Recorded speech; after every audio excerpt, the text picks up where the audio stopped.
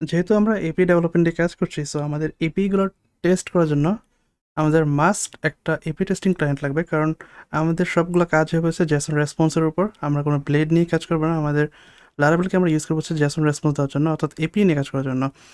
এখন AP testing করার জন্য আমরা অনেক ধরনের টুল ইউজ করতে পারি, যেমন ইনসমনিয়া অথবা পোস্টম্যান অথবা পোস্টম্যান।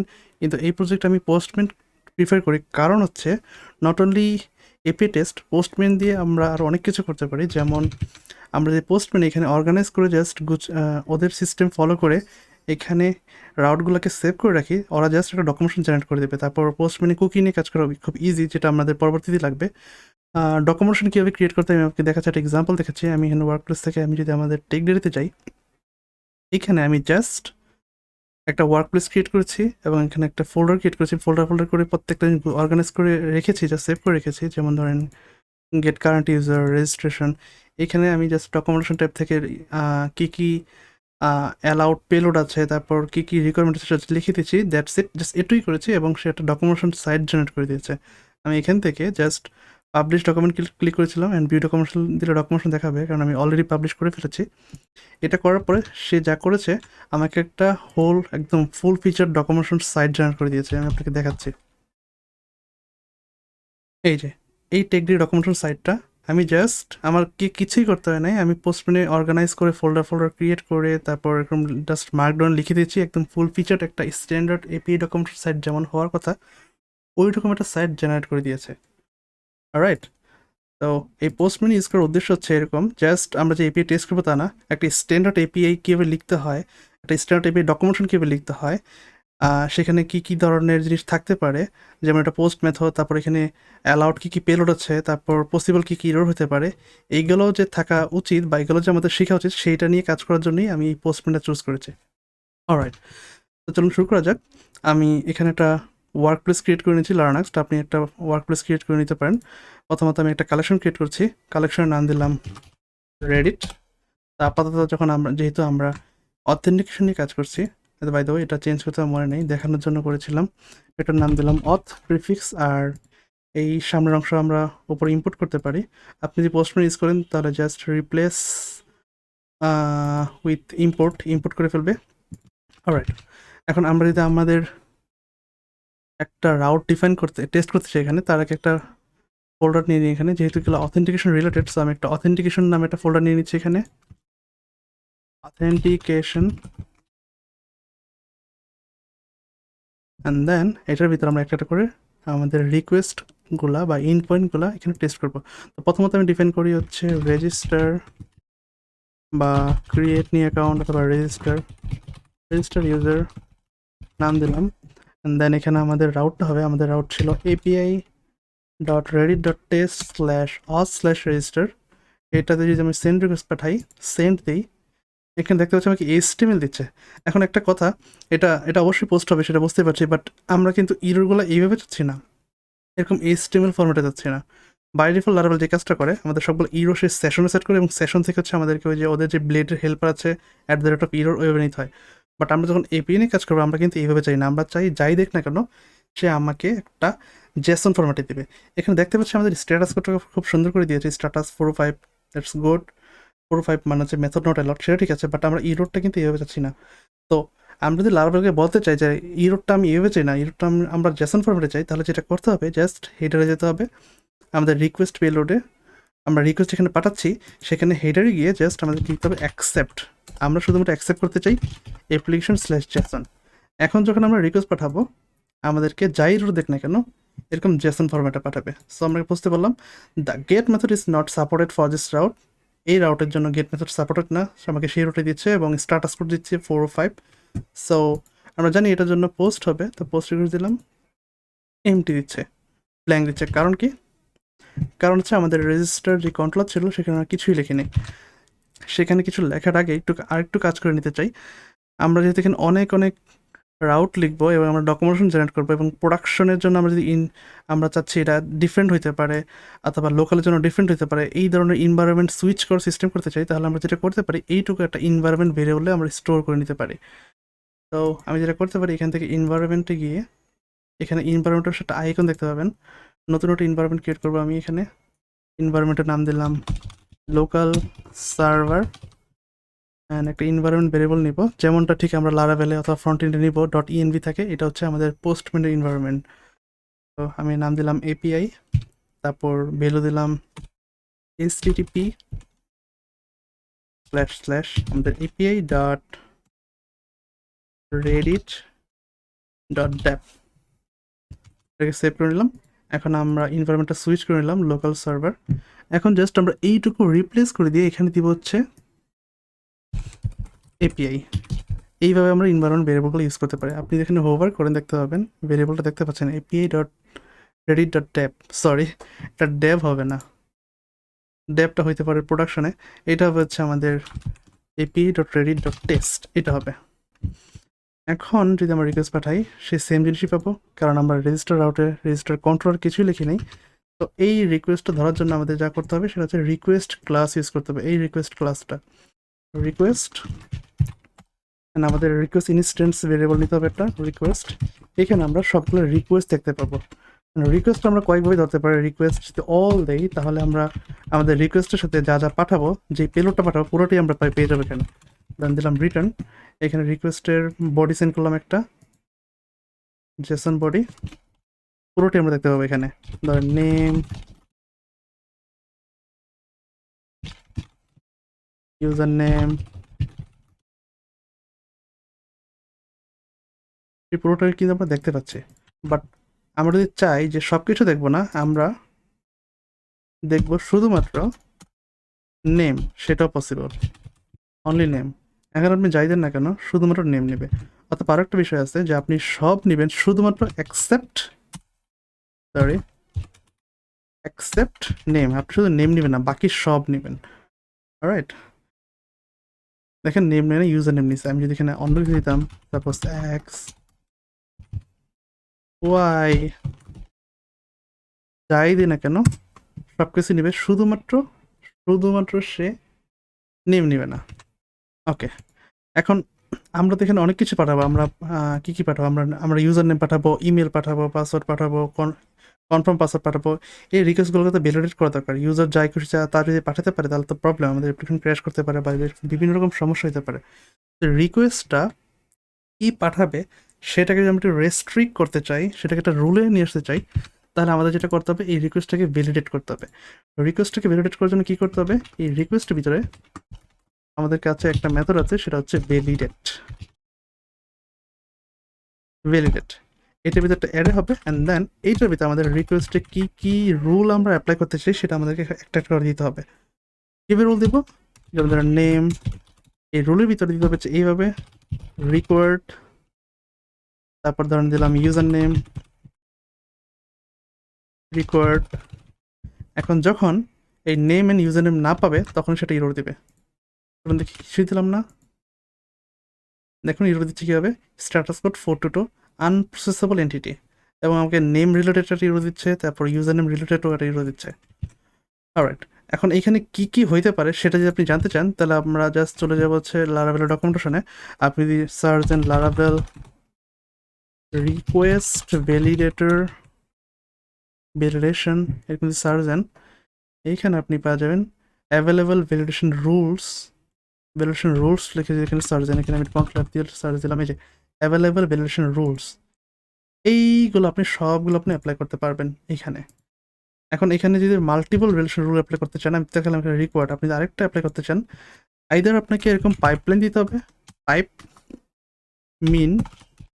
মিন 6 এরকম, মানে হচ্ছে এটা রেকর্ড হইতে হবে এবং মিনিমাম 6 ক্যারেক্টার হইতে হবে, অথবা এইভাবে এর হিসাবে দিতে হবে, এবং আমি এটাকে প্রিফার করি বেশি, তো আমি এই ওয়েতে ইউজ করলাম। অলরাইট, তো এখানে মাল্টিপল রুল আমরা দিচ্ছি, এটা রেকর্ড হইতে হবে, এটা মিনিমাম 6 ক্যারেক্টার হইতে হবে, অ্যান্ড দেন এটার ম্যাক্স হবে হচ্ছে 255। এইটা মাস্ট বি দিবেন 255, কারণ হচ্ছে আমরা জানি যেহেতু, আচ্ছা আমরা একটু ইয়েটা দেখে আসি, ইউজার্স মাইগ্রেশনটা দেখে আসি। এইগুলো দেখতে পাচ্ছি যে আমরা স্ট্রিং মানে হচ্ছে বার্চার করে আমরা ডিফাইন করছি ডাটাবেজে। আমরা জানি ডাটাবেজে বার্চার ডিফল্ট লেন্থ হচ্ছে 255। সো আমরা জাস্ট যদি মিনিমাম বলে দিই এবং ম্যাক্স বলে না দিই, তাহলে কেউ যদি 255-এর ওপরে কেউ স্ট্রিং দেয় সেটা কিন্তু ভ্যালিড হবে এবং ডাটাবেস থেকে একটা এক্সেপশন দেবে, তো সেটা কিন্তু কোনোভাবেই উচিত হবে না। আমাদের যত ধরনের বাইপাস বা যত ধরনের চেকিং করা দরকার সেটা অ্যাপ্লিকেশন লেভেল থেকে করা উচিত। যদি ডাটাবেস থেকে কোনো একটা এক্সেপশন দেয় সেটা কিন্তু মোটো কোনো ভালো একটা এপি হবে না, কারণ আমাদের অ্যাপ্লিকেশনের লজিককে সে বাইপাস করে ফেলতে পেরেছে। এনিওয়ে, এবার দেখি রিকোয়েস্ট পাঠালাম, আমরা নেম দিলাম, অল্প একটা ক্যারেক্টার দিলাম, name must be at least 6 character, user name দিলাম। আচ্ছা, আমাদের তো নেম লাগবে না, আমাদের ডাটাবেসে কী কী ছিল? আমাদের ডাটাবেসে ছিল ইউজার নেম, তারপর ইমেল, তারপর ছিল আমাদের ইউজার নেম রেকর্ড হবে মিনিমাম 6 ক্যারেক্টার, ম্যাক্স 255, তারপর এটা ইউনিক হবে। ইউনিক নামে একটা রোল আছে এখানে, আপনি দেখেন এখানে ইউনিক একটা রোল আছে, এটা সে ডাটাবেসে গিয়ে চেক করে। ইউনিক ইউনিক, এই যে ইউনিক, ইউনিক করতে কী করতে হয়? ইউনিক তারপর কোলন, তারপর হচ্ছে কোন টেবিলে ইউনিকটা চেক করবে সে এখানে। এখানে জাস্ট আমি বলবো ইউনিক কোলন ইউজার্স। এই ইউজার্স টেবিলে এই কলামের অলরেডি আমি যে ওটা দিচ্ছি ইউজারটা দিচ্ছি সেটা এই মানে আরে উল্টাপাল্টা বলে ফেলতেছে, মানে আমি যে ইউজার নোটটা দিচ্ছি সেটা এই টেবিলে অলরেডি এই কলামের ভ্যালুতে আছে কিনা সেটা অটোমেটিক সে চেক করবে আউট অফ দ্য বক্স, আমাদের মেনুয়ালি করতে হবে না। দেন ইমেল লাগবে, ইমেলটা রিকোয়ার্ড, অ্যান্ড দেন একটা ভ্যালিড ইমেল হইতে হবে, অ্যান্ড ম্যাক্স 255। দেন আমাদের লাগবে হচ্ছে পাসওয়ার্ডটা রিকোয়ার্ড, কারেক্ট। দেখি এবার, yes, user name field is required, আমি ইউজার নেম দিচ্ছি, আমাদের নেম দরকার নেই যেহেতু আমরা নেম নিয়ে কাজ করছি না অ্যাপ্লিকেশনে, আমাদের কাজ হবে ইউজার নেম নিয়ে। তারপর ইমেল, তারপর হচ্ছে আমাদের password 1 2 3। Use doesn't have exist, user does not have exist, এটা কি করতেছে? সিলেক্ট স্টার এগ্রিগেট ইউজার হয় ইউজার নেম। আচ্ছা, ইউজার নেম সে করতেছে, বাট ইউজার নেম যে আছে ডাটাবেসে সেটা কিন্তু সে বুঝতেই পারতেছে না। কেন বুঝতেছে না? কারণ হচ্ছে, কারণ কি, আমরা কি মাইগ্রেশন করিনি? মাইগ্রেশন কিন্তু আমরা করেছি, এখানে ইউজার নেমই আছে, আমাদের কিন্তু নেম নাই। কিন্তু আমরা কিন্তু মডেলকে এখনো বলিনি যে ইউজার নেম নামে কিছু আছে বা কোন কোন ফিলেবল প্রপার্টি আছে। আমরা যদি মডেলে যাই, এখানে দেখতে পাচ্ছি ফিলেবল প্রপার্টিতে বলা আছে যে name, email and password. So এটাকে জাস্ট আমি বানাইতে পারছি ইউজার নেম, রাইট? এখন দেখি, আচ্ছা, undefined undefined table relation user doesn't exist. আচ্ছা, আমাদের এটা ছিল না অ্যাকচুয়ালি, ভেরিয়েবল নিয়ে ছিল না, এটা অন্য জায়গায়। একটু বোঝার চেষ্টা করি, আনডিফাইন্ড টেবিল রিলেশন ইউজার, কেন ইউজার? সে তো ইউজার্স খোঁজার কথা তার। সমস্যাটা কোথায়? আরেকবার মার্কেট করি তো।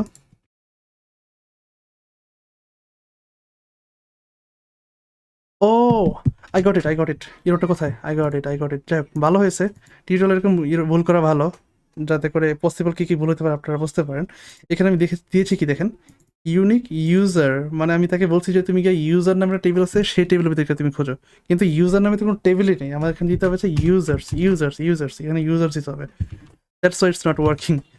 ওকে, এইবার দেখতে পাচ্ছি এটা কাজ করতেছে। ওকে, এখন কি বলতেছে? The email must be valid email address. আমি কিন্তু ইমেল দিছি, কিন্তু এখানে আমি বলে দিছি যে এটা না, সরি, এখানে বলেছি যে শুধুমাত্র রেকর্ড হলেই হবে না, তোমাকে একটা উপযুক্ত ইমেলও হইতে হবে, এই জন্য এটা কাজ করতেছে না। সো আমি এখানে একটা উপযুক্ত বা একটা ভ্যালিড ইমেল দিই, এখন ওটা কাজ করতেছে। ওকে, এখানে ইমেলের ভিতর কিছু বলা উচিত ছিল। ইমেলে মিন, সরি মিক্স না, মিন বলা উচিত ছিল, মিন 8 ক্যারেক্টার অ্যান্ড ম্যাক্স 255। এবার দেখি, yes, the password must B at least 8 character. এখানে কমপক্ষে 8টা দিতে হবে। এখন এটা ভ্যালিড রিকোয়েস্ট, দ্যাটস ওয়াই এটা বাইপাস করতে পেরেছে এবং এই নিচে চলে আসতে পারছে। এখানে এখানে অ্যাকসেপ্ট দিয়ে রাখছি কিনা আমি, এই নেম তো নাই, এখন কল দিলাম। ওকে, এখন আমাদের আরও একটা জিনিস লাগতে পারে, সেটা হচ্ছে আমরা রেজিস্ট্রেশন করার সময় সাধারণত দেখি যে পাসওয়ার্ডটা কিন্তু আমরা আরেকবার ভেরিফাই করি, password again or give your password again to confirm, এরকম আমরা দেখতে পাই। এখানে আমাদের কিন্তু আরেকটা ফিল্ড দেওয়া উচিত, সেটা আমরা কী নাম দিতে পারি? সাপোজ পাসওয়ার্ড এগেইন এরকম একটা দিলাম। And আমরা চাই আমাদের পাসওয়ার্ড অ্যান্ড পাসওয়ার্ড এগেইন যদি ম্যাচ না করে তাহলে আমাদেরকে একটা এক্সেপশন দেবে। এটা আমরা কীভাবে করতে পারি? এটা করার জন্য আমরা আরও একটা ফিল্ড এখানে নিতে পারি ভ্যালিডেশন রুল হিসাবে, পাসওয়ার্ড এগেইন। রুল কি? এটা রুল হবে রিকোয়ার্ড এটা মিক্স না, মিন 8, এটা এগেইন এটা ম্যাক্স 255, অ্যান্ড ফাইনালি এটা হবে সেম অ্যাজ পাসওয়ার্ড। ইন্টারেস্টিং না? মানে হচ্ছে এই ফিল্ডটা এই পাসওয়ার্ড ফিল্ডের সেম হইতে হবে, এক্স্যাক্টলি একদম আইডেন্টিক্যাল হইতে হবে। এই দেখেন, the password must B 8 character. এখানে দুইটা দোষ করছে পাসওয়ার্ড এখানে। একটা দোষ করছে যে এই জন্য কিন্তু সে অ্যারে হিসাবে দেয়, কারণ এখানে ইরোর একটা ফিল্ড রিলেটেড একাধিক ইরো থাকতে হবে, এই জন্য লারাবেল আমাদেরকে অ্যারে হিসেবে ইরো দেয়।